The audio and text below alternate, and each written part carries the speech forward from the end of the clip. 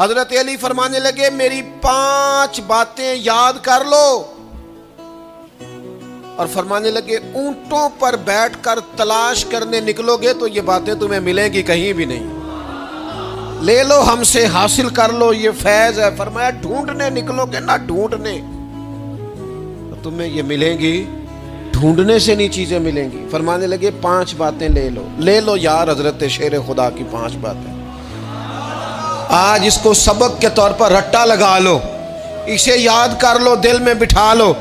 شیر خدا کی 5 باتیں، علم و حکمت کا نچوڑ، نبی پاک صلی اللہ تعالی علیہ وسلم سے لیا ہوا فیض، وہ حضور کی امت کو بانٹتے ہیں، اپنے سے محبت کرنے والوں کو عطا کرتے ہیں۔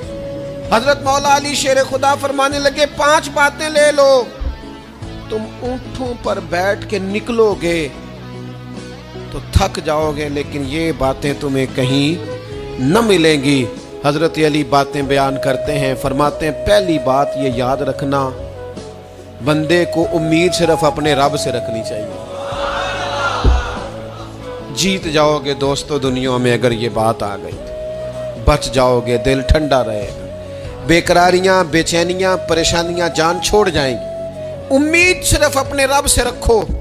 حضرت مولا علی شیر خدا رضی اللہ تعالیٰ عنہ دوسری بات بیان کرتے ہیں، فرماتے ہیں اپنے گناہوں سے ڈرا کرو۔ تم غریب ہونے سے ڈرتے ہو، تم تنگ دستی سے ڈرتے ہو، تم لوگوں کی دشمنی سے ڈرتے ہو، اپنے گناہوں سے ڈرو، کہیں ایسا نہ ہو کہ تمہاری نافرمانیاں رب کی ناراضگی کا سبب بن جائے۔ اپنے گناہوں سے ڈرو۔ اور تیسرا مولا علی شیر خدا رضی اللہ تعالیٰ عنہ فرماتے ہیں اگر تم جاہل ہو نا، تمہیں پتہ نہیں، تو علم کے بارے میں سوال کرنے سے کبھی نہ شرمانا، پوچھ لینا فائدہ ہوگا، کسی سے بات کر لینا فائدہ ہوگا، کسی سے سیکھ لینا نفع ہو جائے گا، کسی کو مان لینا اپنا استاد، زندگی بھر سمجھدار ہو جاؤ گے، فیض یاب ہو جاؤ گے۔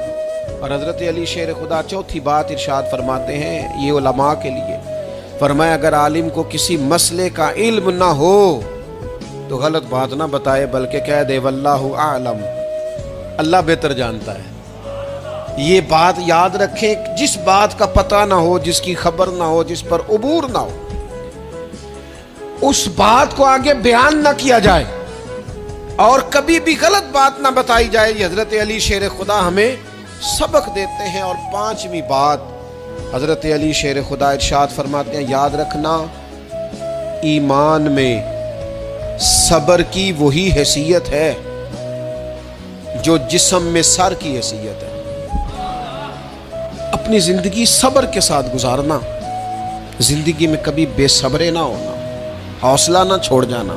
صبر بزدلی نہیں ہوتا، صبر تو اچھی تدبیر کو کہتے ہیں، صبر تو رب کریم کے فیصلے کے انتظار کو کہتے ہیں، صبر تو اللہ کی مدد کے نازل ہونے کے انتظار کو کہتے ہیں۔ فرمایا جو تمہارے جسم میں سر کا مقام ہے وہی ایمان میں صبر کا مقام ہے۔ یہ مولا علی شیر خدا نے ہمیں 5 باتیں